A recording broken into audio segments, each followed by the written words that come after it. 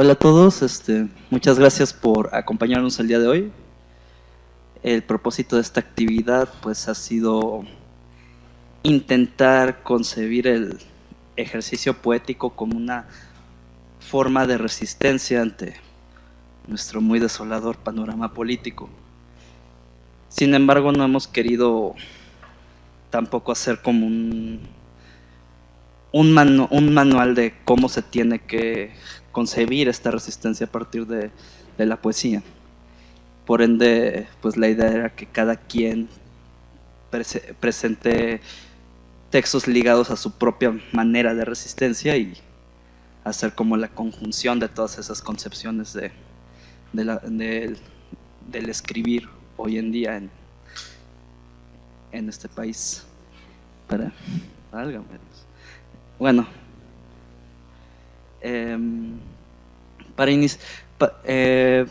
vamos a iniciar con una chica de letras clásicas, Mariana, una de esas valientes que está introduciendo los estudios de género en su colegio.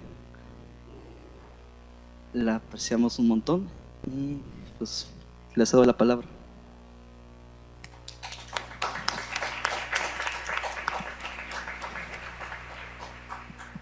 Bueno, hola. Es la primera vez que leo mis poemas en público, así que tengo miedo, pero mejor empiezo de una vez. Se resisten. Desaparecen las balas, desaparecen las huellas de las llantas, los rostros del que maneja, el que dispara, el que arrastra, desaparecen. Las huellas del que cava, el que quema, el que calla, desaparecen. Pero la memoria resiste al silencio, al olvido, porque se resisten los desaparecidos, así como resistieron al ser desaparecidos. Se resisten al olvido en nuestras memorias, en nuestras voces, en nuestras historias. Se resisten los 43 y otros miles. 2.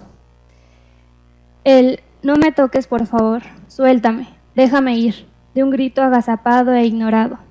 Corre aquí, corre allá, el castigo es para ti en la ciudad.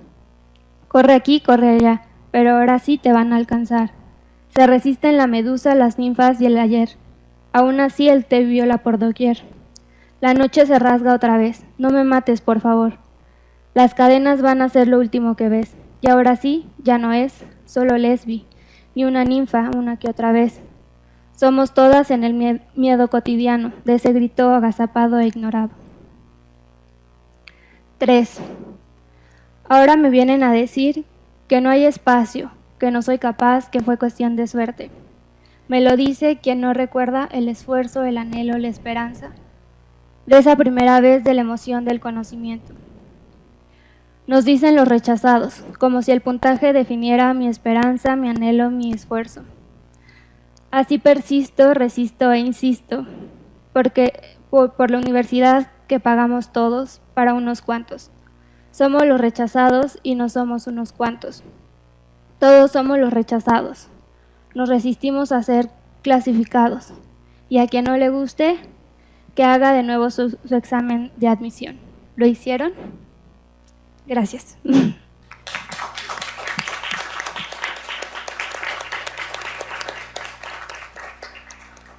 Bueno, ahora le toca a Carmen Pax.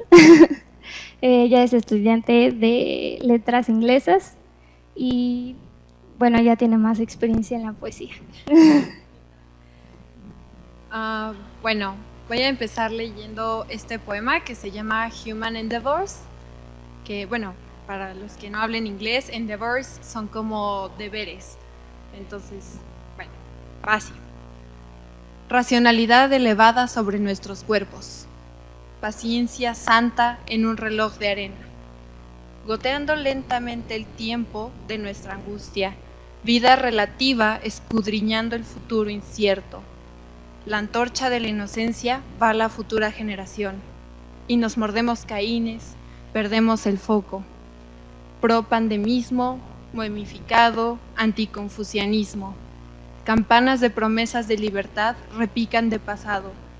El único reflejo es el del escaparate de las tiendas, económicos paquetes de vida. bueno, siguiendo un poco esa línea de los deberes y un poco de esto de moralidad, el segundo se llama la sangre. ¿Qué es esto que quema mis venas?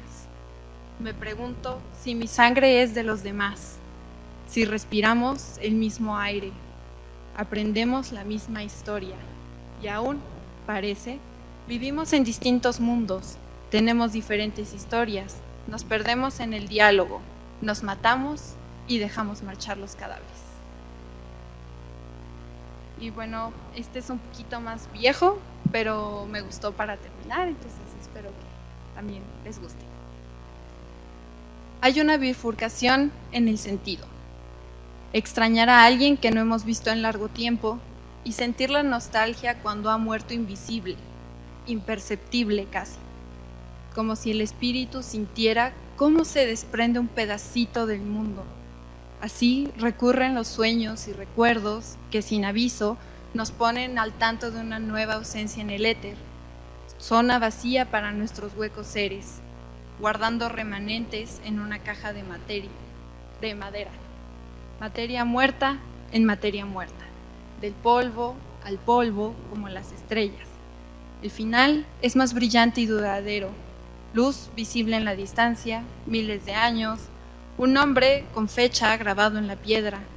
El tiempo borra rastros y formas, difuminando, transmutando todo lo que una vez fue.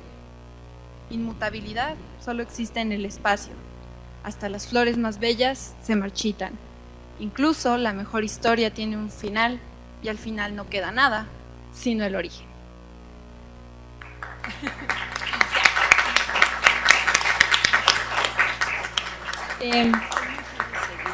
Ese poema quise decir el título hasta el final y se llama Extrañar. Y entonces, bueno, para quienes conozcan como el ejercicio brechtiano del extrañamiento y un poco como pues creo que va como con el tema que vimos hoy en la mañana también. Y bueno, la siguiente chica que va a leer es Lucrecia Argos, si la conocen, aquí la tienen. Ella estudia su maestría en Historia del Arte, entonces se las paso.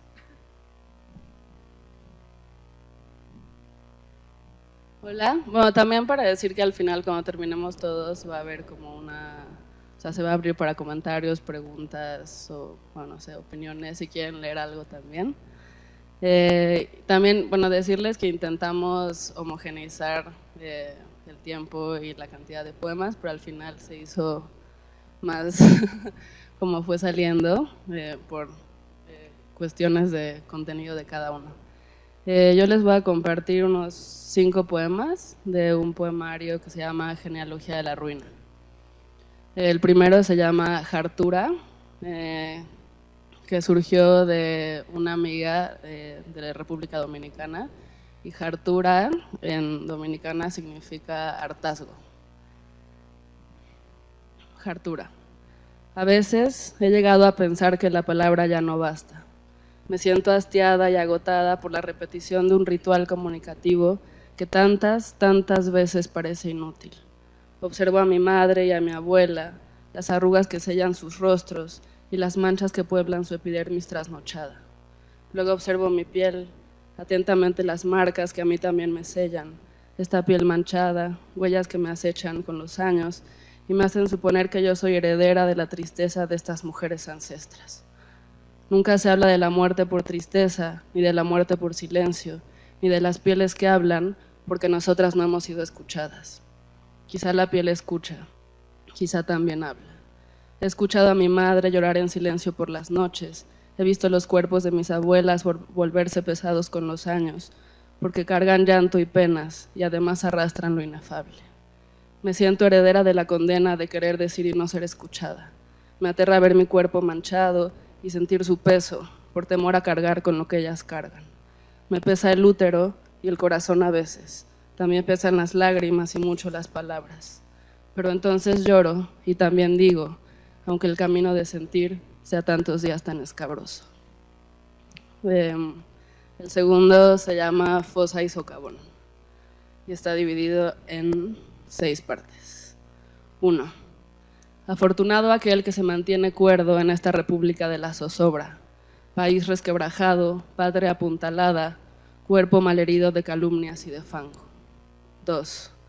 Pareciera que hoy se queman más cadáveres que milpa, que el valor consiste en apretar el paso y la fuerza en saber empuñar una llave, hacer del objeto cotidiano un arma. 3. Afortunado aquel que se mantiene cuerdo en esta república de la zozobra, donde el regreso a casa supone pensar ínfima, quizá velozmente la muerte o mi cuerpo perpetrado. 4. Los desaparecidos nos miran desde su ausencia, nos observan desde un monitor normalizado o una impresión en los paneles del metro. Habitamos con ellos estas calles, el asfalto agujereado como última posibilidad de su regreso. 5. Viva se la llevaron y del resto no sabemos. 6. ¿Cómo y cuándo darle a un muerto vela en su propio entierro? El tercero se llama Hora del Lobo. Me da miedo pensar en la atrofia de mi cariño. Me aterra la sutil reticencia de los afectos. Quizá lo que me pesa no es mi entraña amarga, sino el subsuelo cadavérico de este pueblo. ¿Quién me asegura que al nombrarme existo, si cuando yo los nombro a ellos no aparecen? Quizá es esta hora maldita del insomnio, hora carnívora que se abre con fauces de par en par, y que es todo, salvo remanso para mi sosiego. Hora de sombras y estirpe del miedo que me amenaza ingrata y se aloja en mí, en lo más recóndito de los órganos que espabilan, en la alerta nocturna de esta hora lobezna, y auguran ya mi insuficiencia e ineptitud ante la vida. Si a esa hora, en el murmullo crepuscular, yo los nombro, uno a uno, ¿volverían? Es casi un pacto con la noche nombrar cuando nadie escucha, salvo los muros que me albergan y los espectros que en disimulo crepitan. ¿Quién me asegura que al nombrarme existo, si cada día la luz enmudece mi voz que enunció nocturna? ¿Quién me asegura que al nombrarlos me escuchan y que no son suyos los aullidos subterráneos que como canto y queja exigen su devolución en cuerpo y esa hora exacta de la noche como único y posible mausoleo? Mi celular. Se llama Disidencia, para leer en forma de despedida. Quererte fue estivar el tumbo impredecible de las olas, augurar el ímpetu de tu ausencia tan probable y arrostrar tu inminencia ante la vida. Fuimos el exilio del que volví sola y en derrota, extenuante marejada de descuido y de renuncia. También fuiste agua tibia, caudal de dicha que me inundó toda, tierra hirviente como aquel volcán que nos unió un día. Pero así como se extingue la furia de la lava, como a veces no hay retorno al lugar y tierras del exilio, así tu cuerpo, que algún día fue casa, también fue mi propia disidencia. Y el último, que es el epílogo del poemario. Pareciera inútil la palabra al pensar que sucede con ella una restitución de los afectos, que se espabila una, que se acaba el desconsuelo, que se enuncia un suelo firme para ver volver a los ausentes. Pareciera inútil la sucesión de los grafemas, querer que tu voluntad regrese, que en estas páginas me escuches y que tu amor convaleciente vuelva. Pareciera inútil la pronunciación de este paroxismo ahogado, torpemente dicho, aparente confrontación de la muerte y los finales.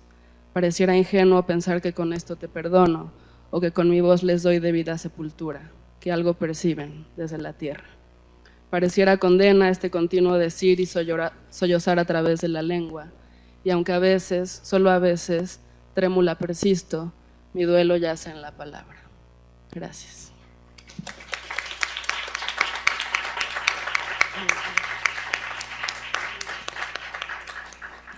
Y bueno, ahora va a leer otra compañera, María Gómez de León, que estudió letras inglesas y ya, no quiere que diga nada más.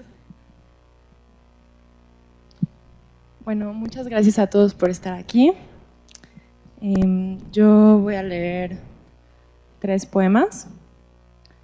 Y bueno, el primero se llama Camina en mi tensión superficial. Quiero imaginar cómo tuviste una vida estrecha, bien ceñida entre brazos y afectos que ahogan, contenida, no se inunda, vida más profunda por estrecha como el agua en un popote que no se colapsa al soltarla, se adhiere, escala. a mi vida derramada como un charco de papel de aluminio en un día de 1000 soles encumbrados, hidratando de calor cada techumbre tórrida de lámina, la veo irse de molécula en molécula. La superficie es un engaño cada vez. El límite único del líquido son sus ganas de aunarse y ser sí mismo. Una película plástica que lo envuelve, mínima tensión superficial. Donde la vida se resiste a hacerse pan de oro y se posan ciertos bichos, hojas secas, luz, distendida, firmamento y espejismo. Aún así, volátiles, se me van astillas de agua, evaporada por deshoras, a pesar de las ganas mías, las ganas de aunarme a mí y ser mí misma, replegándome. En el aire cabe el agua, por profundo lo han dorado en Japón y Medio Oriente, el fondo del aire áureo vestido de moléculas en anorexia laminar. Toda la violencia tras la lámina, batida hasta el punto de ser líquida, tapiza todo el cielo, donde nadan unas aves de pigmento. No se equivocaron. Lo más profundo jamás se representa ni carga color adentro. Haz de mariposa y plumaje pavorreal de placa, parcela diminuta, vidrio tejado enladrillado que solo se desdobla en sus ganas de dispersarse y ser lo demás, el resto, todo salvo uno mismo.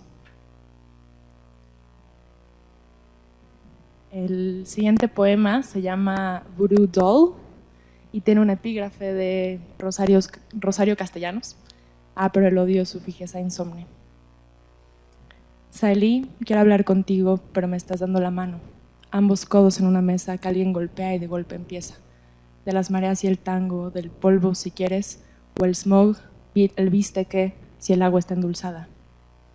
Tu palma suda en la mía y estás tan lejos.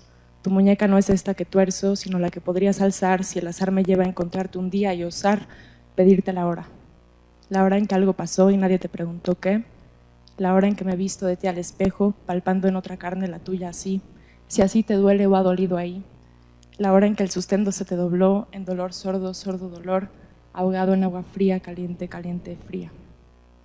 Te quise a la distancia a pesar de, con agrio amor callado de golpe, y dije en cierto gesto que no viste, que no escuchaste porque tu mano me apretaba ignota en otro hogar. Yo me agoto en ser metáforas del Ulicio.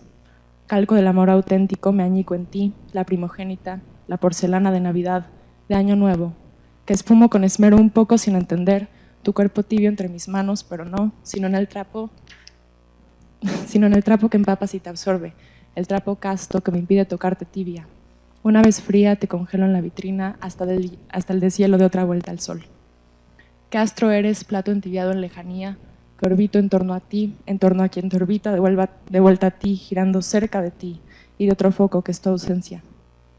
Lo más lejos que está de ti, lo más cerca que está de tu ausencia, yo, me desportillo en lunas párvulas, como gotas de leche de ser, muchas para muchas veces irme, 62 Saturninas, 24 el costillar del hombre, de quien me arrancaste con las rubias intenciones de ponerme a bailarle un planeta que te baila a ti y a tu ausencia. Si te toco aquí me quemas, si señalo mi cuerpo para nombrar tu dolor es porque tuve fe en que ahí herías y me hice un mapa porque el odio es un retruécano es el odio. Me hice mapamancha que nombro para darle forma y encerarme del líquido diagnóstico. Soy prueba de Rorschach, acupuntura de un pasado deforme como un lenguaje de hermanas. Alfiletero desplegado, muñeca rota, hirsuta bestia, soy como mi vida montada, una mariposa, un vudú, y nómbrame y clasifícame y seré. Mejor me miras con desaire, como si no quisieras haber ganado el juego, porque nosotras no escribimos estas reglas, donde el arma es un metrónomo es el arma. Cuando de golpe tu mano vence y congela mi antebrazo en otro país, te duele aquí acupuntura, dime si puedo curarte, si te dueles conmigo a otro lugar.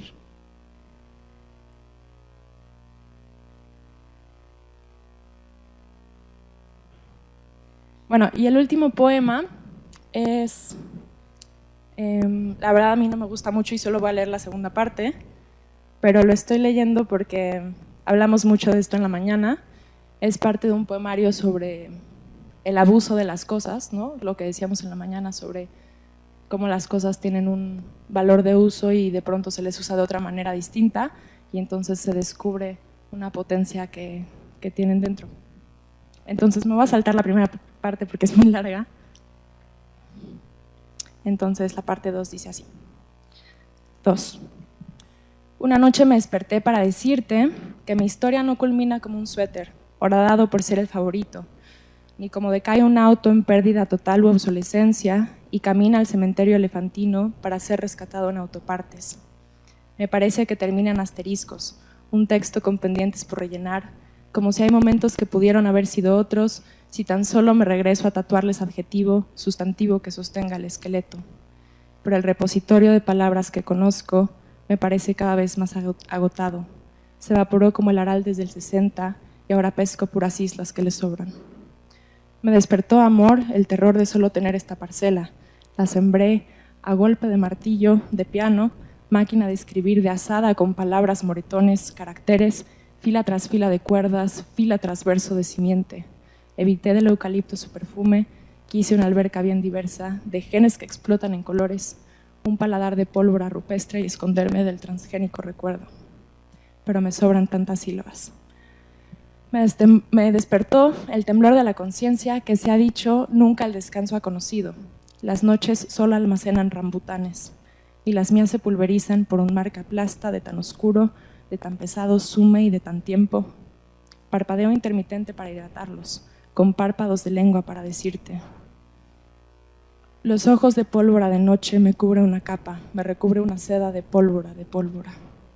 Urdí este terreno de hileras prefrontales para decirte. Oí que hay un banco de semillas en el invierno eterno lejos y albino, que duermen resguardadas variedades, allá donde mora su potencia el almacén. Me desperté para contarte esto, amor, del almacén, afuera la guerra. Y hay semillas que callan su destino trágico. Cada fila de tierra es un engaño y calca las filas del banco blanco el almacén. Si allá duermen, no las despiertes aún. Si las hidrato, sé que mueren en morirán. Mejor así, susurrando el almacén, para una era, para otra sílaba arrancada del contexto, para decirte que roncando almacenadas. Todo lo que tiene agua termina por romper un cascarón, lo casca, termina por disolver cáscaras de cáscaras, par de almacenes de horas hidratadas, tus párpados callan. Tus horas extra, al vigilarlas, como oveja tras oveja, en transportadora banda, cadena productiva, en la fábrica, no es almacén esto, no contarlas, se escapan. Si cuento las horas que te quedan, dormiré. Pero nunca mires el reloj, para decirte algo más, pronuncio a medias, te tanteo el terreno del insomnio ajeno mudo, labro al fin toda la noche. ¿Crees que se está cascando el mundo? Y muerto, me escupes otro tanto. Ya duérmete. Y lo intento, pero se quebró la bóveda en alba, donde se fugan todas las cosas por una minúscula fisura.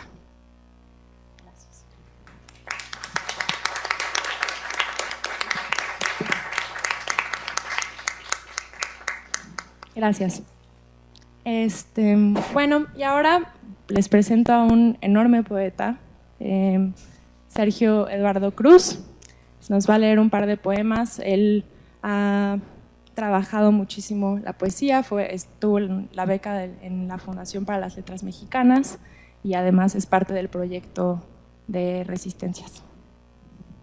¿Funciona este? ¿No, verdad? ¿Sí? Ah, sorpresa. Hey.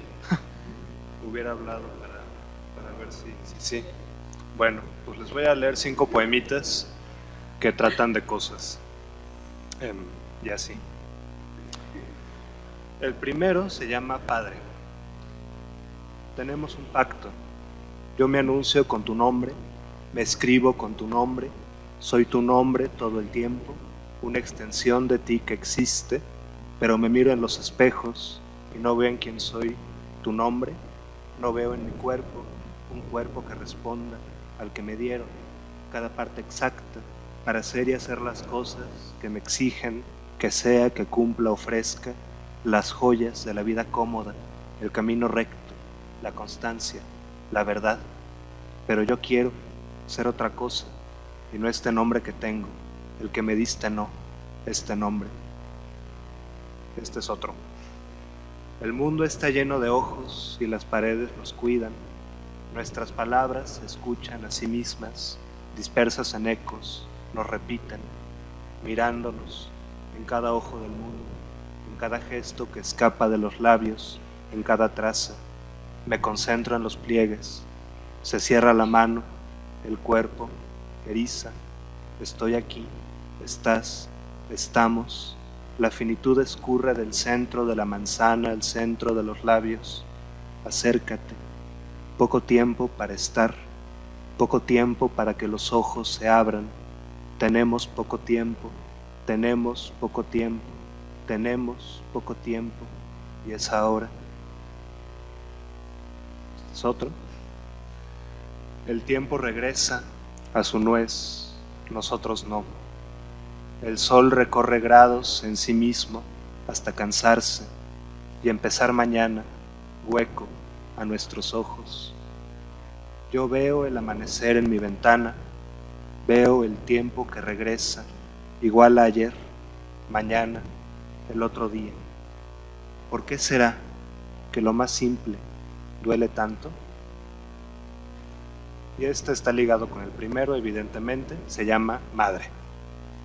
Veme en lo que soy, papel cubierto de palabras, persona en cuerpo masculino, alguien que es, que ve, que se nombra y no sabe qué es, que ve, alguien que aprendió a mirarse con tanto día difícil, con tanto tocar y ser tocado, con tanto desear tocar como otra cosa, ser tocado, siendo otra cosa, y no este cuerpo de hoy que nombras como tuyo y no es. Desapégate, madre, escojo ser otra cosa, lo que siempre fui, lo que soy. Y este es el último, y el título es el primer verso del poema. Aura y yo hablamos del dolor, pero es mucho, y se recarga en los huesos, como un pilar sobre una pared que no lo soporta.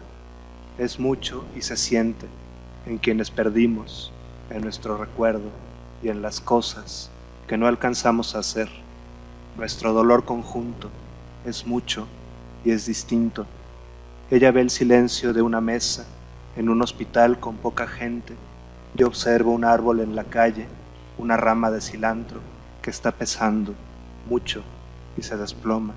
Nuestro dolor, al compartirlo, es un pilar. Sobre un pilar no va a caerse. Gracias.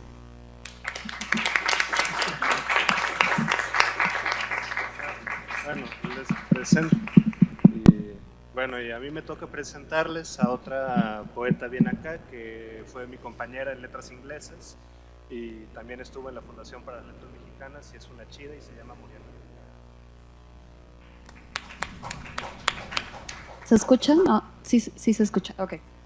Bueno, hola. El primero que voy a leer se llama Trapichando, del trapiche. Dice: me dijiste, hermana, la noche es la fragua del trapiche, una costa a la que se debe llegar, pero solo arriba el buitre. Nadando en Guarapo, las gaviotas tocan mi puerta. Mi casa en la selva es la de una larva muerta, un punto de fuego salvaje que guardó aves migratorias en la bitácora de la noche. Acostumbrados a no dormir en la subcultura de la panela, la caña pugna por los aromas de la selva, la misma que reescribe la historia con su miel en mis puertas de lodo dulce. Y tus hombres ligeros que trapichan desde las primeras horas de la madrugada, en medio de enramadas, calandrias y frío, confundiendo sus sueños con las retamas del sigilo, esperan la panela gangosa, entienden el azúcar de moza brava, saben que su azúcar es fiebre de enramada, nativa de un pueblo donde el trapiche se ha vuelto guarapo de mi luna clara.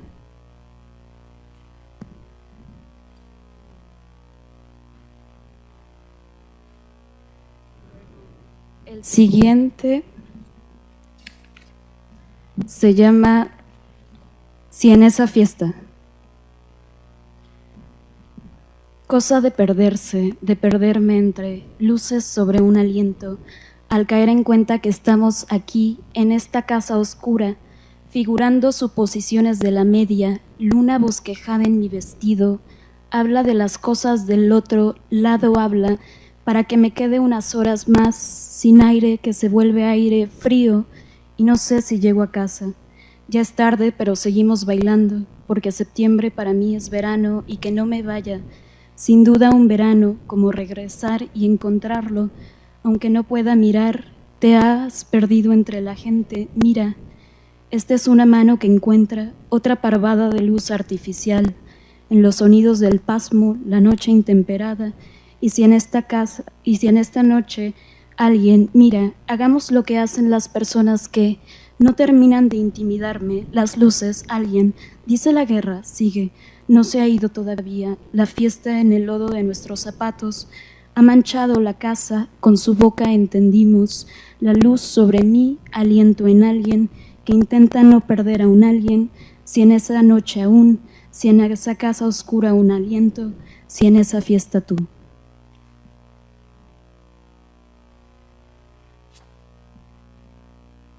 Bueno, el penúltimo se llama Cat Ba y es el nombre de una isla en Vietnam. Y dice: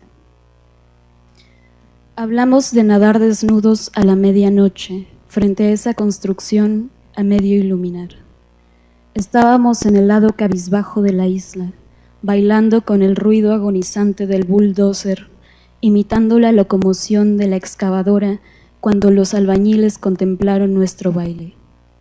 Dos indecisos frente al mar, luz descompensada por el frío parecido a un cuerpo que por la noche encuentra la forma de decirte, nademos, y que el oleaje nos hunda y nos despierte tumbados en la playa, frente a las paredes inconclusas de esa construcción, como nuestro cuerpo a medio iluminar.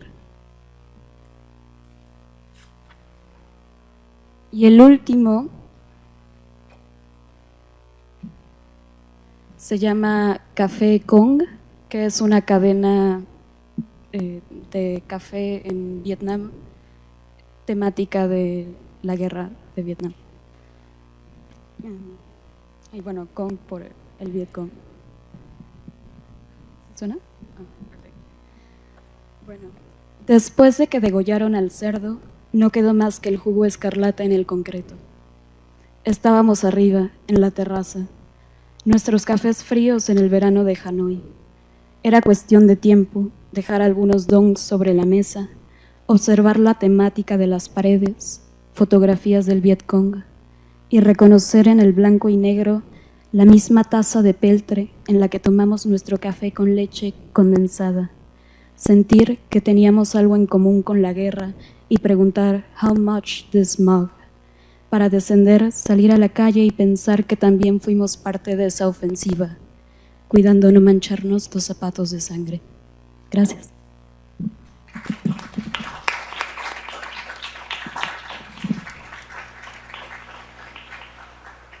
Bueno, y ahora para cerrar con broche de oro, les presento a quien yo considero uno de los poetas más relevantes por lo que está haciendo de nuestra generación, y es uno de mis besties y es una persona a quien aprecio mucho, estudiante de letras inglesas, próximo egresado, miembro del Asunto de Resistencias, y se llama Esteban López Árciga, y ahí les va.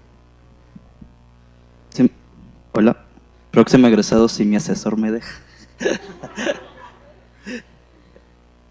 Bueno, yo voy a leer parado porque tiendo a trabarme si leo sentado.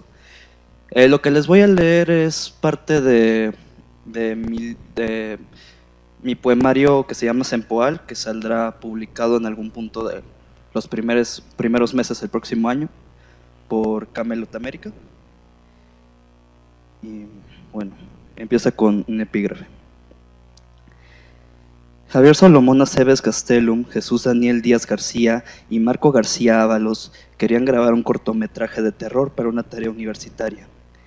El 19 de marzo pasado visitaron una casa que parecía ser el set perfecto. No volvieron a ser vistos por sus familiares. The New York Times en español, 24 de abril 2018. Javier Salomón era de Mexicali, mi ciudad natal. Agua para Salomón. 1. Ante Inferno. Barba rojiza, barba fuego, barba amarilla, y la carne se vuelve negra, y tu madre no conoce tus ojos, y tu padre apenas ve el charco que fue tus huesos. Barba agua, cuerpo mar, ¿qué nombre darle al océano y rizoma que conecta tu sangre con tus vientos? Sientes que cada día de Sodoma apaña otra vida, vida nueva para los que te amaron y recuerdan tu nombre, o te susurran en sueños mal despiertos. De aquí oirán tu nombre siempre, Salomón, aunque no te menten, aunque toque que te olviden. Tu nombre, ajeno a mi nombre, como es ajena la presencia a tu muerte, cantando dulcemente, dulce muerte. ¿Será que te tuvieron muriéndote de agua, Saló? Tu nombre se vuelve una sangre seca que germina en el desierto. Al menos la arena no te olvida, no te olvida, aunque se olvida. Que el quemar que te entierre sea el de tus pies en verano. ¿Es este el consuelo que nos da crecer quemados, Saló? Que el cuerpo que venga sea fuego del cuerpo doliente, cuerpo amoroso, cuerpo tiempo, rojo. San Salomón, en la profanación caníbal de tu martirio, dinos si nos quedamos con tu agua o nos consolamos con tu nombre. 2. Avenida de las Manías. Pero no grites hasta saber quién soy. Dijo algún sicario tartamudo, clic en cada sílaba mal pronunciada, cada cuerpo mal enterado, mal penetrado y prado de la palabra del otro, muriendo de rabia y de hambre. Tanta hambre que uno empieza a sudar cada que mira carne, carne tuya, carne suya, carne sangre, carnotauros sementales, llenos de llagas en la espalda, recta y lista para mordisquear hasta la insignificancia. Algo así fueron las manos que arrancaron tus vientos, besaste la flor que impregnó tus piernas para que dijera qué historia va con el hueso inmorálito y luto y desazón, y si arranca la cámara tus cáscaras marchitas, ¿quedará algún rojo que vaya con el agua? Ay, cuerpo roto, ¿es la podredumbre señal de Santo Grial? Mártires cantando guturales, porque Cristo solo hace canto de entre garganta raspa, y el sicario anónimo toma la flor de tus piernas y los abrazos calientes de nébula, y los amores y los faunos, y los mimos sin ojos y el nombre. Llegaste a la casa humeante y te hicieron lluvia. Es cierto que la espina en el despellejo se siente casi como la gracia. 3. Fraccionamiento Las Mierdas. Ricardo Alemán, periodista mexicano, dice: mire, ya empezaron con la mamada, y perdón que lo diga, pero es cierto, con la mamada de que fue el Estado. Hubo ayer una manifestación, una pinche manifestación ahí chiquita. Porque uno nunca termina de llorar a sus muertos. Faltaría empezar como quien inicia con la sangre y póstula, a pensar que la piedad puede arder como quien arde, en la sonrisa de la vida nueva, en el dedo feliz en la llaga del nuevo amor. Lo cierto es otro nombre para lo que le da sentido al tuyo. La jícara llena de jugo de hoja santa, el carnaval de mirra que rompe la canción de caldo y tabacos. Todo se marchita y yo entiendo que te duele. Como si acariciar la barba espectro no nos llenara de amor y bastara olvidar el calor y el amor del otro para desaparecer su nombre. Como si los ojos de Salomón dependieran de la misericordia del Estado, como si la guerra fuera el salmón canto que llenó el torso santo, en la gloria, en el perdón fallido de nuestros pecados. Y es que la oración que más suena es la que se dice en silencio y patéticos, llenándonos de la risa, risa final para el perdón y la vida futura. Mira qué feliz está Dios de lo patéticos que estamos. Que no por pequeña esta manifestación es menos importante. Es muy importante que se manifieste la gente, pero que se manifieste con verdad, con la información real, no con cuentos. La mayoría de chavos, yo de casualidad pasé por ahí y escuché y vi, no tienen la menor idea de lo que están reclamando. La verdad y palabra y salvación y futuro y caminar mendigando sal para nuestros jardines y bacteria y escoria y letra para quien nos quiera leer, aunque los muertos no hagan sentido de lo que escriben. Caronte Voyeur toma alguna víscera, la lame y grita: estaba ya de por sí podrida, no le lloren al idiota que adelantó sus grasas a la larva. Pero, Caronte, si también nos podrimos antes de caer, dime cómo los frutos que se tumban mutilados no dejan su melaza dulce, y el fuego de una barba roja cenizada se vuelve una masilla de amor que fermenta en la sequía del luto. El tema de los jóvenes asesinados fue porque estaban en el lugar equivocado, en el momento equivocado. ¿Cuántos cristos negros de los que beben plomo y escupen humo engordaron de tanto corazón arrancado? El momento solo es visible para el tendón colgando, el lugar es en tanto es habitado, y cada espacio y cada tiempo donde somos con el otro es correcto, pues coagula un yo que es nosotros, vida eterna a quien muere lejos de casa. Uno de ellos tenía un amigo cuya tía, fíjese, es una historia casi garciamarquiana. Solo me estoy destripando, tía. No se preocupe, limpiaré en cuanto acabe. Un amigo de los 3 asesinados, que por cierto eran 4, una chava se escapó. No te preocupes, el miedo se pierde cuando el cuerpo te deja de importar. No te preocupes. Piensa en lo rico que es tocar la batería en un auditorio vacío.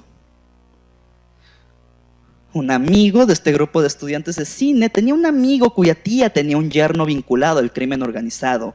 La tía le había rentado al yerno una casa y estos güeyes querían filmar una película sobre cuestiones del crimen. Entonces se le ocurrió al tonto: mi tía, yo conozco ahí. Órale, güey, ahí van de hocico. No te preocupes. Cuando uno graba en canícula vacía, el mundo se las ingenia para llenar la lente de presencia. No te preocupes. Un amigo es un amigo, aún de agua. No te preocupes. Un hijo es un hijo, aunque trague corazones. De tanto ardor y tanta sangre, ¿quién duerme en la cama de espejos? Pero llamar casa la piedra y el rito hace que uno se sienta hijo de la muerte, aunque bien sabemos que se operó las trompas. Una lente que deja de grabar cuando se hace ciega de rojo no sirve, nunca ha servido. Recuerda esto cuando tú también grabes sin luz. Como si conocer un cuerpo no lo descompusiera, como si conocer nocturnos no nos hiciera cambiar el olvido por una lápida en algún lugar bonito. Entonces andaban peleando los grupos criminales y cayeron como redonditos en él. Pero ya empezaron con la mamada. Fue el Estado. Como cae un hombre, un Salomón siempre verde, de flor que llena la canción de sus llantos, de salmón que redime los ríos calientes que son sus ojos, llenos de piedad. En el nombre siempre vivo, siempre sangre, el mundo te duele tanto, Ricardo, porque aunque quieras, no terminan los gritos. Pero mira un segundo la sonrisa de Salomón en su foto. Qué amoroso está de venir y perdonar y venir por nosotros cuando nos bendiga Cristo. 4. Colonia La Sangre.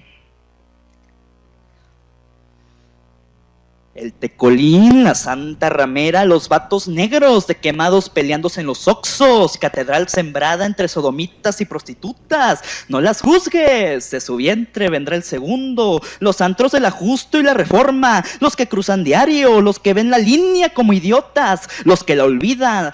Los que son teólogos, chuquinais a las 3 de la mañana, los que se llenan de odios como se llenan de arena, los que a su pesar terminan queriendo, los dramas amatorios de Buchón Ilustre, los vientos hielo de la Cachanilla, los que se aman en secreto detrás de la plaza fiesta, los que se aman ante todos, marchitos de verano, los que se sintieron ninfas de Judea y cantaron siempre canción ajena, los que fueron ninfas de Judea y condujeron bichis hasta la muerte y nueva vida de sol, los que festejaron con carne de cochi en Michoacano campo, los que llenaron sus hambres dialécticas y metaéticas con guauis en los baños del barroco, los que vieron amanecer a sus muertos hechos secos, los que llenaron la tierra muerta con flor de plástico para recordar a sus padres, los que murieron y siguen muriendo a lo pendejo, los que son jóvenes de carne rica para una bestia perreada y mosqueada,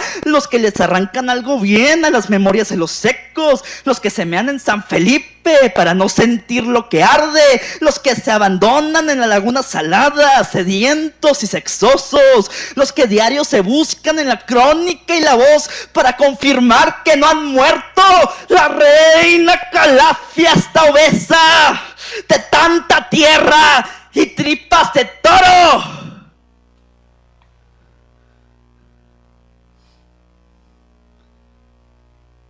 Supongo que sabes que uno también extraña la falta de piedad. Supongo que sabes que uno deja el moridero de regal negro para terminar amándolo. Supongo, no sé, ¿es egoísta, Salón, andarse de luto por una ciudad que no es de ninguno? Pero si dijera que hay que olvidarte para que no ardas, hay corazones que se vomitarían en el desierto de la pena. Esta sangre, esta lluvia, esta ausencia. Haz de tus carnes tus dátiles para hacer crisol del penitente que se quiebra. Haz de tu batería y tu cámara alma rica de perdón. Haz de tu luto vida nueva, resonancia de tu amor en tierra. Amado en el desierto transmutado, siempre lumbre, siempre agua, siempre tiempo. Javier Salomón. Gracias.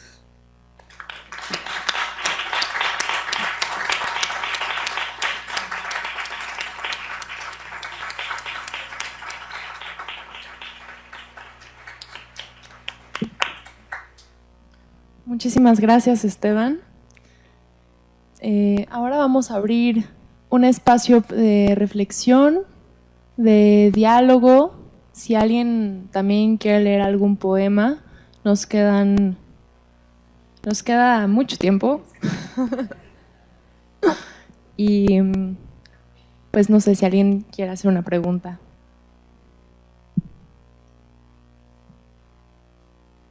Si no, también por ahí le sobran unos poemas. Bueno, yo no sé si ya habían ido a alguna lectura de Esteban. A mí siempre me impresiona mucho verlo hacer como todo este performance y sobre todo comentar un poco sobre el proceso que ha tenido haciendo el libro. Es muy impactante, o sea, todo el libro es muy, muy fuerte y sé que ha sido emocionalmente exhaustivo. Entonces, creo que de todos nosotros es el que más escribe este tipo de cosas fuertes y pues sí quería como reconocer ese valor, porque creo que es más fácil ponernos contemplativos y a cierta distancia, sobre todo en la poesía, que es un fenómeno muy estético, e ignorar lo inmediato y decir nombres y decir lugares y dar fechas. Entonces se me hace un trabajo muy importante y muy, muy, muy difícil lo que haces. Entonces, pues felicidades. Bueno, también nosotros teníamos pensado que Bueno, Lucrecia y yo lo hablamos mucho, que lejos de leer nuestros poemas, porque también es complicado después poner atención, la poesía cada vez más por sus medios de difusión se ha alejado mucho de la pronunciación en voz alta, de la oralidad. Entonces sabemos que es difícil. Nosotros no queríamos como que cada quien leyera todos sus poemas, queríamos irnos rotando, pero al final no se pudo porque Esteban tenía un poema larguísimo que leernos. Y no, más que leer nuestros poemas, la verdad nosotros queríamos aprovechar este espacio. Idealmente queríamos nada más leer 30 minutos y tener 1 hora y media para dialogar con ustedes sobre el papel de la poesía actualmente y sobre la condición de la poesía como forma de resistencia. Y pues no sé, yo empiezo por decir que estoy completamente sorprendida de haber convivido tanto tiempo en la carrera con personas que pues veía en clase y no sabía que escribían estos poemas enormes, no solo más bien enormes en el sentido emocional, etcétera. Y pues como la poesía también es un quehacer muy solitario, ¿no? Y la escritura en general. Y yo creo que podríamos empezar hablando de eso. No sé si alguno de ustedes quiera comentar eso y pues la importancia que tiene también después abrirse y dialogar. No sé si alguien más quiera compartir, si se animen. Pero bueno, le cedo la palabra a Esteban. Bueno, supongo que en ese sentido sí fue, bueno, el libro consiste como en tratar de hacer crónica en verso de 5 casos de chicos asesinados en los últimos 3 años. Pensé originalmente el libro iba a ser más largo, pero ya para el final estaba deshecho emocionalmente y mi terapeuta me dijo, ya, caí.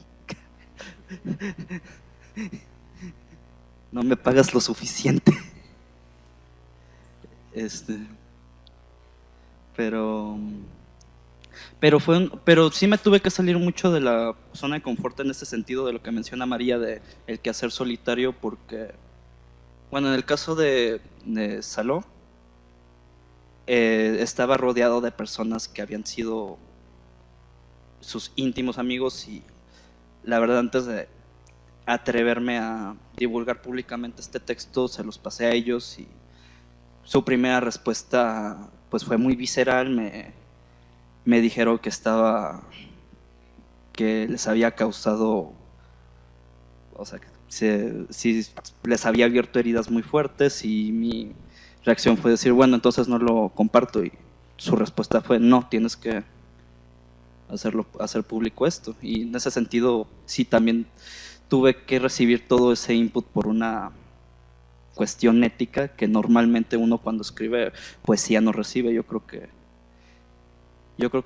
de todos los géneros quizá la poesía es de los que más se resiste al input externo por esta cuestión tan introspectiva que suele tener el quehacer poético. Y en ese sentido no me podía permitir eso, y aún así sigo teniendo muchos conflictos éticos con lo que hice, pero pues también de esto se trata, compartirlo para ver si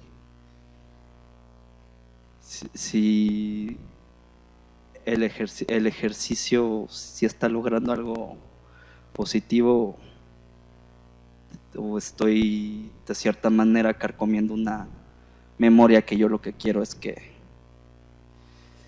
se quede registrada de algún modo. Y bueno, es lo que te puedo decir. Bueno, justo de lo que dices, topé en el poema muchas palabras del norte y mucho sobre Mexicali y el calor de Mexicali. Y creo que, bueno, no sé, la parte de los norteños que yo conozco no quieren hablar todavía de eso. pero en el norte se han pasado demasiadas cosas en los últimos años. Y yo creo que es muy importante, y más con la bendición de la gente alrededor de él, que hables de él y que hables de la gente como él, que se nos fue, bueno, que se nos quitaron. Siento que el DF de alguna forma está lejos de lo que pasa en el norte, no nos enteramos tanto, y creo que es importante que tengan una voz. Y a mí siempre me ha gustado, bueno, primero me saca de onda y luego me gusta un buen lo que escribes, y creo que es algo importante de decir.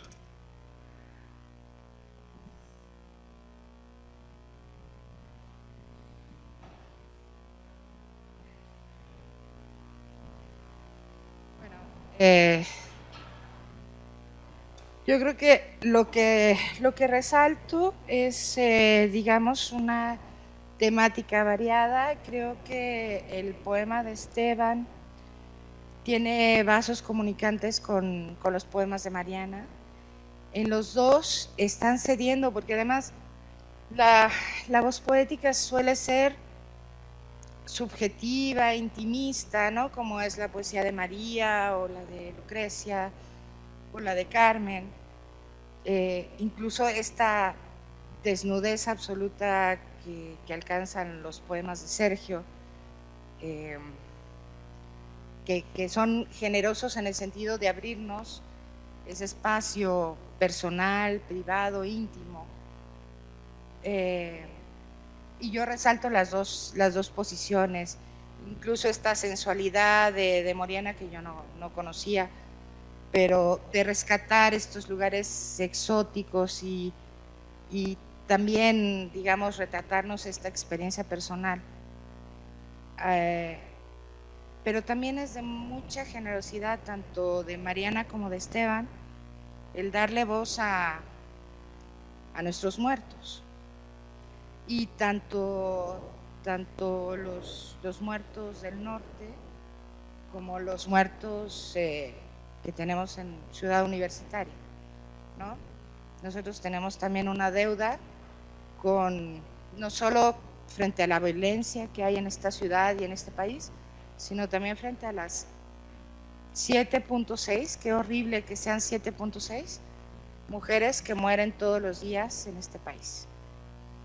Y me pareció de mucha generosidad, tanto porque además Esteban, en el poemario yo tengo la fortuna de conocer otro poema que también es extenso, que está dedicado a las mujeres. Entonces, bueno, agradezco que abran ese espacio íntimo, privado, los que nos hablaron de poesía personal, intimista, y por supuesto también a los que le dieron voz a los otros que no pueden hablar.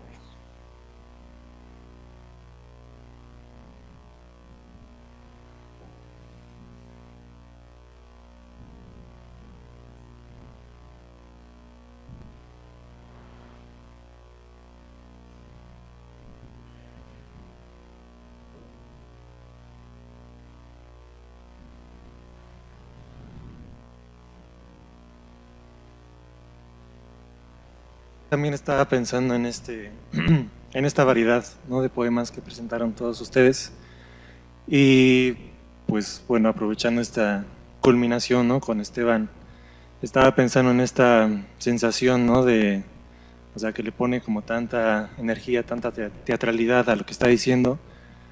Es como muy interesante sentir eso, ¿no?, porque se siente, pero es como... Es extraño porque, por lo menos yo, a veces me es difícil como estar frente a alguien con tanta emoción, ¿no? Como que se contagia demasiado. Entonces hay un momento en el que uno no sabe si darse, ¿no?, o si dejarse ir por lo que está escuchando, o como alejarse un poco y retraerse. Y es lo que estaba sintiendo, ¿no?, mientras te escuchaba, esta parte de...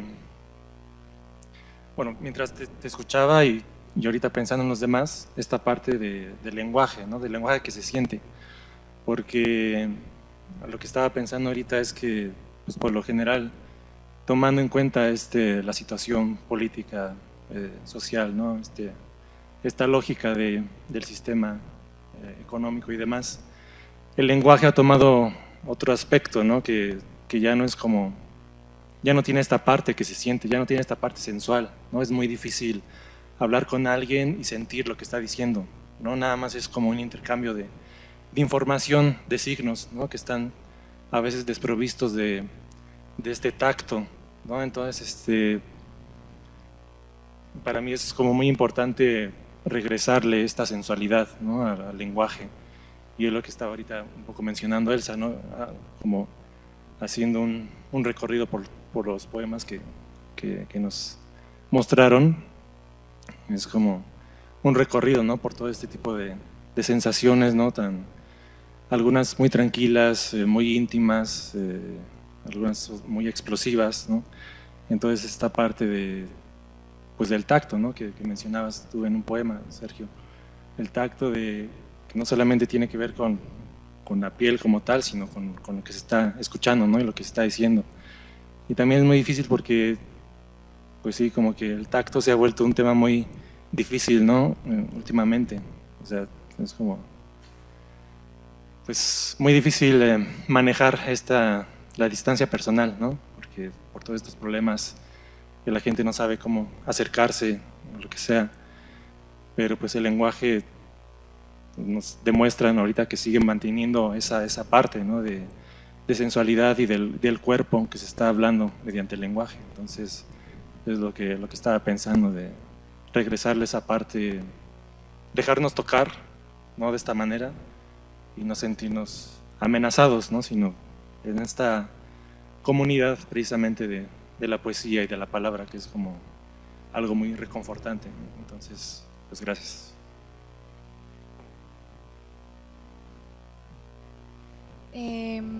Retomando esto que dice sobre la palabra como una cosa sensual, como dejarse ser tocado, pienso que en este espacio de reunión, si se está hablando de resistencias, no es importante ampliar la definición de lo que significa resistir.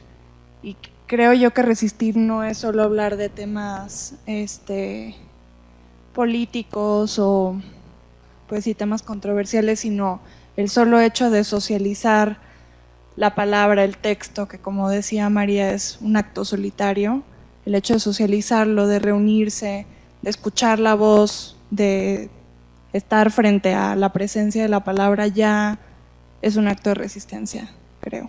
Entonces, gracias por haber incluido la poesía en este tipo en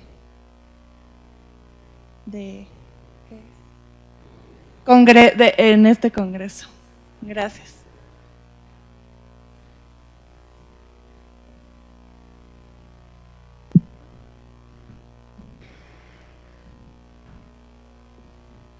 Sí, bueno, por respecto a lo que tú decías, Diego, que creo, y como lo dije un poco en la mañana de ayer, que es muy importante para quienes trabajamos con las palabras, ya sea desde pues la escritura planteada en términos artísticos, académicos, las artes visuales, el cine o lo que sea, pensar en cómo nos estamos enfrentando con este momento de crisis que vivimos como país, como sociedad y como planeta.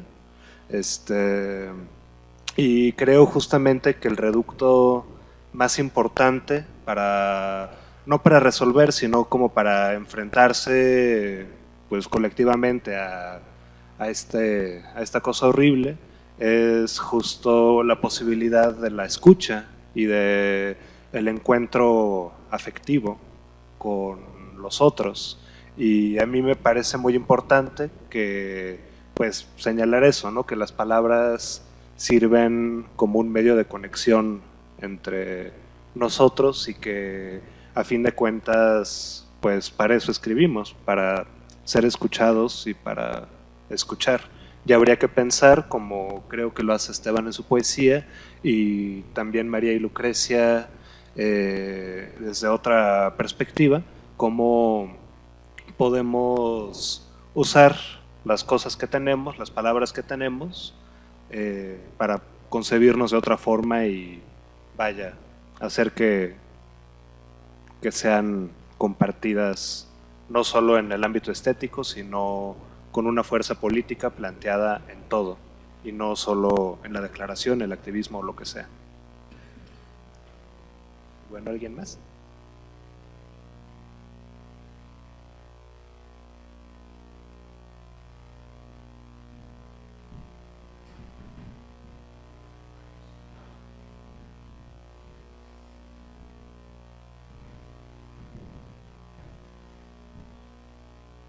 Vienen muchas ideas a la cabeza escuchándolos, aunque quizás sería mejor a que antes de compartirlas, y creo que no me serviría solo a mí, escuchar lo que los poetas piensan sobre lo que están haciendo. Bueno, hemos escuchado ya algunos adelantos, pero ¿cuál es la responsabilidad del poeta? Quizás estoy delatando el hecho de que yo no tengo talento alguno para la poesía, pero ¿cuáles son las cosas en las que ustedes piensan que están haciendo? Pensaba muy directamente en este comentario tan importante, sobre las voces de los muertos, por ejemplo. Me pregunto, ¿por qué tenemos la necesidad de expresar algo así? Que creo que todos sentimos. Y por otro lado, ¿qué nos autoriza a adoptar la voz de personas así? Para mí todo esto es imaginación, por eso me interesaría tanto escuchar sus comentarios.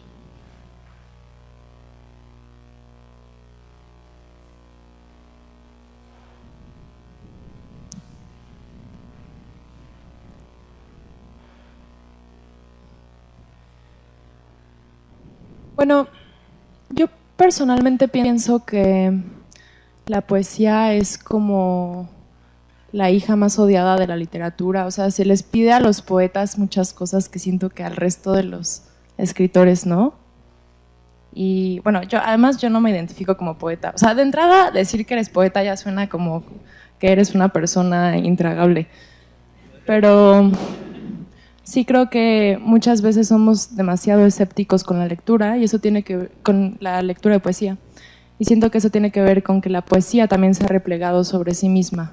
Y pues muchas veces pues los poetas solo se leen entre sí, y como es raro conocer a gente que lea poesía y no escriba poesía, por ejemplo, ¿no? O sea, es como un virus, lees poesía y empiezas a escribir poesía. Pero entonces sí siento que hay como una desconfianza con el poeta, y entonces hablar de esta responsabilidad también, como poner en tela de juicio si se debe de hablar de lo doméstico, si se debe de hablar de lo íntimo, pues a mí me parece que también dice mucho de la perspectiva que tenemos de la literatura en general. Yo por mucho tiempo he pensado que las dos cosas que me gusta escribir, que es narrativa y poesía, son como dos cosas opuestas. Que la poesía siento que es un ejercicio que congela las cosas. Es como, siento que, sí, como de verticalidad, de congelar las cosas, de pausar en el tiempo, de romper el lenguaje. Y la narrativa es lo opuesto, ¿no? Es el fluir, es la historia, la trama, etc. Entonces, yo creo que en general la gente debería de cultivar ambas cosas en la vida. No solo si se escribe o no, pero modularse entre ambos mundos, como la pausa, el tratar de atravesar y perforar las cosas, pero por otro lado también saber salirse y entender la totalidad de las cosas, su historia narrativa y la interrelación, las consecuencias, etc. Y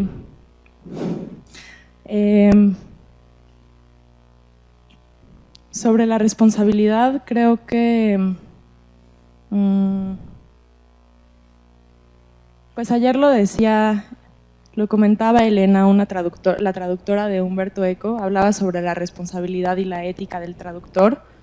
Creo que en general, no solo en la escritura, sino en la creación, en la traducción, en todo el quehacer, pues sí hay una responsabilidad para interpelar el mundo y tratar de transformarlo. Mi pregunta aquí, la verdad es que yo, o sea, si le soy 100% honesta, yo no creo en que la literatura y las artes tengan tanto potencial de transformación como queremos otorgárselo en las universidades, porque es lo que nos dedicamos a estudiar o lo que producimos muchas veces, pero sí creo que pueden ser un primer momento para juntarnos y para hablar de estas cosas y compartir, etcétera. Y ya. Bueno, yo, con respecto a lo que dijiste de quién da esa autorización para usar, o bueno, para hablar por ellos, bueno, más que hablar por ellos, yo lo considero como una de las posibilidades desde las que yo puedo conservar su memoria y persistir y resistir ante la insistencia de borrar esa memoria y de no dar una solución ante esos casos y que siga sucediendo esa violencia. No, bueno, cuando lo escribí no lo pensé tanto como una voz, como si yo pudiera hablar dentro de sus cuerpos, como de lo que ellos estarían pensando, lo que ellos hubieran querido, sino más bien como en este ejercicio de memoria y de no olvido. Y dentro de esa lógica, pues esa es mi responsabilidad, no sé si como poeta, porque tampoco tengo la disciplina de una poeta, pero sí como estudiante, como alguien que se dedica a investigar o a pensar la literatura como una herramienta para repensar y reflexionar y resignificar todo lo que sucede a nuestro alrededor. Bueno, es que ahorita que dijeron como muchas palabras, sobre todo lo que dijo María, estoy muy de acuerdo con lo que dijiste, o sea que muy poca gente que escriba se dice poeta a menos de que sea así como insufrible, y creo que eso es algo que nos pasa a todos un poco, porque no creo que la gente se asuma a sí mismo como, claro, soy poeta, o sea, es como ya obtuve mi papelito de que soy poeta, aquí está, alguien lo constata, ¿no? Entonces eso es muy padre porque no es como un título, un grado que te ganas o que te dan, o sea, es algo que simplemente haces, tal vez de vez en cuando, tal vez para ti, tal vez para alguien más. Y esta cuestión que decías del potencial, ¿no? O sea, y también lo de escribir para alguien más, no creo que pienses como voy a hablar por este momento, o sea, simplemente es, bueno, yo lo concibo como un ejercicio de conciencia, como bien lo decía María, o sea, de repente es como congelar un momento, ¿no? O como en los poemas de Lucrecia, te escuchas a tus órganos, lo haces consciente, los momentos en otros lugares los haces conscientes, es como una hiperconciencia, pero cambia tu forma de ver. Y supongo que cuando escribes eso es lo que haces, o sea, no escribes para los demás, simplemente es algo que haces, un ejercicio de conciencia, y después puedes compartir esa subjetividad con otras personas y fuera de la academia sobre todo, porque estudiando letras eso es algo muy estricto y muy extraño, que no tienes ningún tipo de libertad, todo es citado, todo tiene que llevar un orden, ¿no? Ayer vi un chiste que dice, ¿puedo no citar todo? Y le pone, no, nota al pie de página, Hamlet, acto 1, o sea, es que sí, o sea, sí, a veces sí parece que llegamos a ese extremo. Entonces, creo que sí se nota mucho en el trabajo de todos, como ese esfuerzo de conciencia, pero no tan de querer hacer un statement como tal, decir, esto es lo que digo yo, o sea, simplemente es una reflexión, ¿no? Escrita.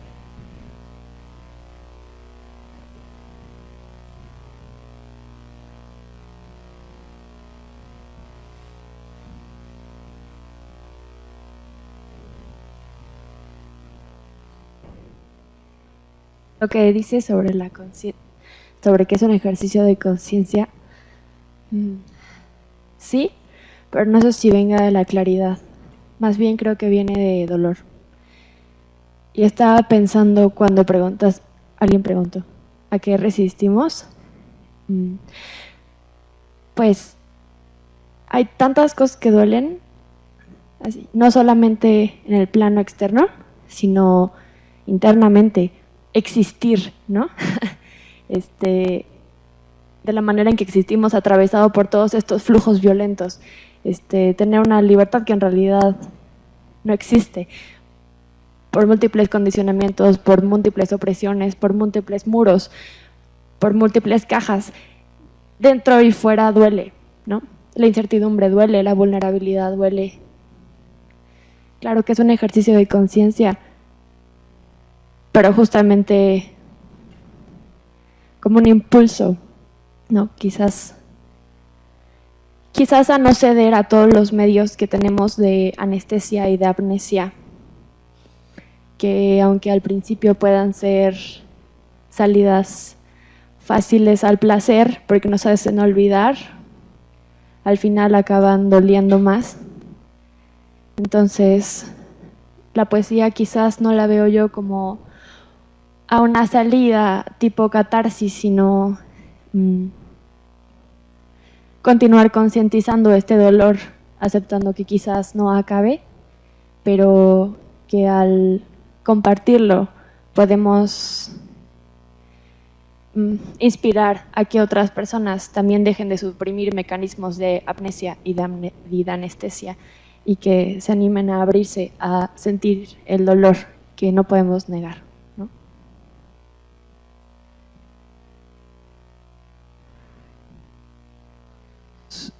Bueno, sobre cuál es la responsabilidad del poeta, yo pienso mucho en la noción de escritura como acto ético que propone Roland Barthes, aunque no me encanta el proyecto que él termina poniendo como solución, y él mismo dice que es un fracaso, que es la idea de la escritura neutra. Y también pienso mucho en la lectura que hace de estos conceptos uno de mis ídolos literarios, ahí a quien le dediqué mi tesina, quien es Thomas Merton. Thomas Merton es el primer reseñista del grado 0 de la escritura en Estados Unidos, y lee como todos los ejemplos que pone Roland Barthes como posible escritura neutra, que son puros ejemplos del Nouveau Roman. Y lo que Merton responde, bueno, si esta es la escritura neutra, una escritura que quita como todos estos guiños policiales que encasillan al lector a un cierto sentido, a una cierta agenda de sentido, bueno, está muy padre todo esto, pero si esta es la escritura neutra es profundamente aburrida. Entonces, ¿qué es lo que sigue? Bueno, lo que se rescata, lo que yo creo que Merton rescató ahí fue más bien como ese deseo de lo neutro. En el último poema extenso que publicó antes de morir, él abre con un prólogo que no es un prólogo. Él dice, en el prólogo la voz poética dice, tú estás aquí esperando que te diga el argumento, que te diga de qué va este poema. Pues ¿qué crees? Estas odas no son para ti, ve y escribe tu propio prólogo. Y creo que ese acto de decirle al lector, ve y escribe tu propio prólogo, tiene que ver ahí con la responsabilidad del escritor en general. Yo creo, más que creer que haya, bueno, más que yo crea que haya una agenda concreta que un escritor políticamente consciente tiene que seguir, más bien creo, y esto creo que puede beneficiar incluso estéticamente al texto, simplemente atender que hay posibilidades éticas y de encuentro con el otro en lo que tú estás haciendo. Y un escritor que me parece que hizo un ejercicio similar que me encantó fue Sergio Schekbeck con su novela Boca de Lobo, en la que básicamente el personaje es un agresor sexual, se obsesiona con una chica obrera y básicamente se dedica a narrar a esta chica hasta matarla.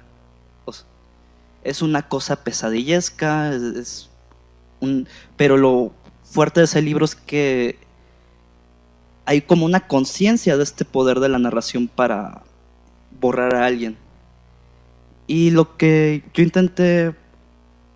yo he estado intentando hacer últimamente con mis textos, y por ahí va la respuesta a la otra pregunta de quién da autorización, pues fue tratar de ver si se podía hacer lo contrario, y quién da la autorización, y eso, porque ahí sí te digo que no llegué a una resolución satisfactoria. A la fecha tengo muchos conflictos morales con lo que hice, y el epílogo del libro básicamente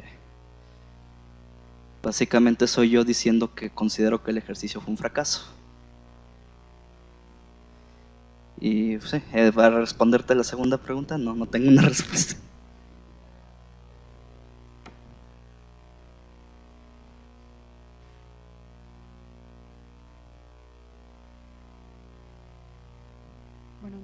Hola. Ya. Mi comentario no tiene nada que ver con lo que dijo Esteban, perdón. O sea, más bien va encaminado a que yo no soy parte del seminario de resistencia. ¿Es seminario o es un qué es? Seminario, ok. Pero pensándolo en este contexto, la única resistencia que a mí me gusta de este momento es que hay varias mujeres que leyeron poesía y que después de haber estado un par de años en ciertas becas literarias, puedo decir que es un mundo de hombres. O sea, a mí me caen bien los hombres, ¿no? Pero los directores de las instituciones son hombres, los que dictaminan tus poemas son hombres, el canon está marcado por hombres, las lecturas que te dejan son hombres, el 25% del taller somos mujeres, en distintas becas y en distintos espacios. Pues basta ver la lista de premios, el 70% son hombres. ¿Ya dije tutores? Sí. Los tutores son hombres, y cuando entra una mujer es porque alguien falleció o porque, no sé, ¿no? Entonces, bueno, a mí me gusta encontrar espacios donde hay más mujeres en la poesía, y eso era todo.